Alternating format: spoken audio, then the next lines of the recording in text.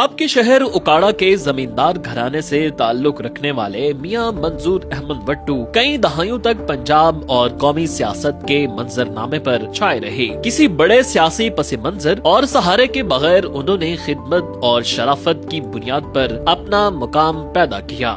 मियां मंजूर अहमद वट्टू साहब एक बड़े मंजे हुए सियासतदान थे, एक बड़े खूबसूरत इंसान थे, बड़े अच्छे औसाफ के मालिक इंसान थे और उन्होंने सारी जिंदगी जो है वो सियासत को इबादत समझ कर किया और अल्लाह ताला ने भी उन्हें बहुत इज्जतें अता की। मेरे वालिद मियां मंजूर अहमद वट्टू 14 अगस्त 1939 को इंडिया की तहसील फिरोजपुर के गांव मौज़म में पैदा हुए। ये गांव का नाम भी हमारे आबाओ अजदाद के नाम पे रखा गया था। वहाँ पर मेरे वालिद और मेरे दादा की बहुत ज़्यादा ज़मीनें थी, लेकिन जब पाकिस्तान बना तो मेरी फैमिली ने पाकिस्तान में रहने को तरजीह दी और वो अपना सब कुछ छोड़ छाड़ कर पाकिस्तान में यहाँ पर आकर वसावे वाला तहसील दीपालपुर में मुकीम हुए।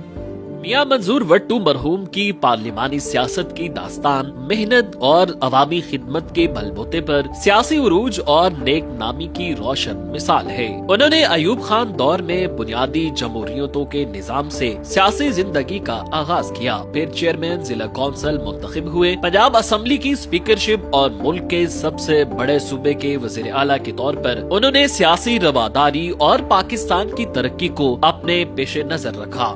वो एक ऐसा सियासतदान थे जो अंधेरे में रोशनी तलाश करते हैं। मुश्किल तरीन हालात में भी वो बड़े सब्र के साथ, बड़े हौसले के साथ बात करते थे, सोच के बात करते थे और दोस्ती निभाने में उनका कमाल था। पहला इलेक्शन उन्होंने 1985 में पंजाब असम्बली का इलेक्शन लड़ा।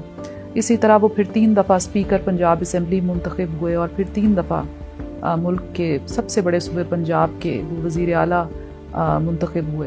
उन्होंने अपनी सलाहियतों की बदौलत अकलियत में होते हुए अक्सरियत को साथ लेकर चलने का कामयाब सियासी तजुर्बा किया। बेहतरीन सियासी हिकमत अमली, शफाफ गवर्नेंस और अवामी मफाद को तरजीह देने की वजह से कौमी सियासत पर अपने अनमिट नुकूश छोड़े। जब भी मैं वजीर आजम था और या स्पीकर था या कोई किसी मनसब में वजीर था तो वो हमेशा अवामी काम के तरजीह दिया करते थे और लोगों के मफादात के लिए काम करते थे। इस तरीके से उन्होंने अपने हल्का अहबाब के लोगों का दिल जीता हुआ था, लोग भी उनसे प्यार करते थे। वो हमें भी यही कहते थे कि सिर्फ तालीम और अपनी हिम्मत, हौसले और स्ट्रगल और जद्दोजहद से आप ये तमाम मकामात आप हासिल कर सकते हैं, बल्कि इससे भी आगे जा सकते हैं। स्टूडेंट्स को वो बहुत पसंद करते थे। स्टूडेंट्स से जब भी वो बात करते थे तो यही कहते थे कि तालीम हासिल करें, तालीम से आप दुनिया में बड़ी से बड़ी जो है चीज़ें उनका आप मुकाबला कर सकते हैं। 1985 से 2018 तक वो और उनका खानदान कौमी और सूबाई असम्बलियों का हिस्सा बनता रहा। वो अपनी कामयाब सियासत की वजह से औकाड़ा की पहचान बने। अपने सियासी दोस्तों और हरीफों से एहतराम, शाइस्तगी और गुर्बत का रिश्ता रखते थे। पाकिस्तान का मफाद और उसकी तरक्की उनकी सियासत का मरकज व महवर था। मुश्किल तरीन हालात में भी वो बड़े सब्र के साथ, बड़े हौसले के साथ बात करते थे, सोच के बात करते थे और दोस्ती निभाने में उनका कमाल था कि वो अपने दोस्तों को हर वक्त और हर मुश्किल में उनका साथ देते थे। पाकिस्तान के लिए वो कहते थे कि पाकिस्तान के इस्तेकाम के लिए, पाकिस्तान की सलामती के लिए, पाकिस्तान की फलाह व बहबूद के लिए आपको किसी के साथ भी बैठना पड़ता है, आप बैठ जाएं। आपको किसी से नेगोशिएट करना पड़ता है, कोई डायलॉग करना पड़ता है, कोई टॉक्स करनी पड़ती हैं। उनका मानना था कि दुनिया का कोई भी मसला वो इतना बड़ा नहीं है कि वो टेबल पर बैठकर डायलॉग के जरिए आप हल ना कर सकें। उनकी सियासी मीरास उनके बेटों और बेटियों के जरिए आगे बढ़ रही है। उनके बेटे खुर्रम जहांगीर वट्टू और बेटी रुबीना शाहीन वट्टू अमली सियासत में मुतहर्रिक हैं। मंजूर अहमद वट्टू साहब ने एक लेगेसी छोड़ी अपने ख़ानदान में, अपने बच्चों में और उनके बेटे और बेटियां।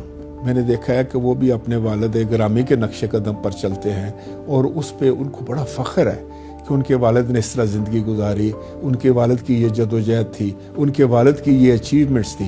تو میں ان میں ایک جذبہ دیکھتا ہوں, میں ان بیٹیوں اور بیٹوں کی آنکھوں میں ایک چمک دیکھتا ہوں. میاں منظور وٹو وسیع المطالعہ شخص تھے جو مسائل کے حل کے لیے آئینی طریقہ کار اور دلائل سے مکالمہ کے حامی تھے. انہوں نے قید کے دوران اپنی ذاتی زندگی کے حالات کو جرم سیاست کے نام سے کتابی شکل میں مرتب کیا. جدو آپ نویکلے ہو بھئیے رشتے داریاں کدا پھر رہندیاں نے, جدا ٹہنیاں نال نہیں پھول لگ دے, کدے بلبلا بھی آ کے بہندیاں نے. ان کا خاندان سیاست کے علاوہ فلاح عامہ کے میدان میں بھی پیش رہا ہے. ان کی والدہ امیر بیگم کے نام پر امیر بیگم ٹرسٹ کے پلیٹ فارم سے عوامی فلاح کے بہت سارے منصوبے اس کا منہ بولتا ثبوت ہیں. زندگی کے آخری ایام تک وہ ملک میں جمہوری اقدار کے فروغ اور ملکی مسائل کو مکالمے اور پارلیمانی فورم پر حل کے لیے عملی کوششوں میں شامل رہے. 16 دسمبر 2025 کو خدمت اور شرافت کی سیاست کا یہ روشن باب اختتام پذیر ہوا, مگر ان کی نقوش اور چھوڑی ہوئی روایات پاکستانی سیاست پر اثر انداز ہوتی رہے گی.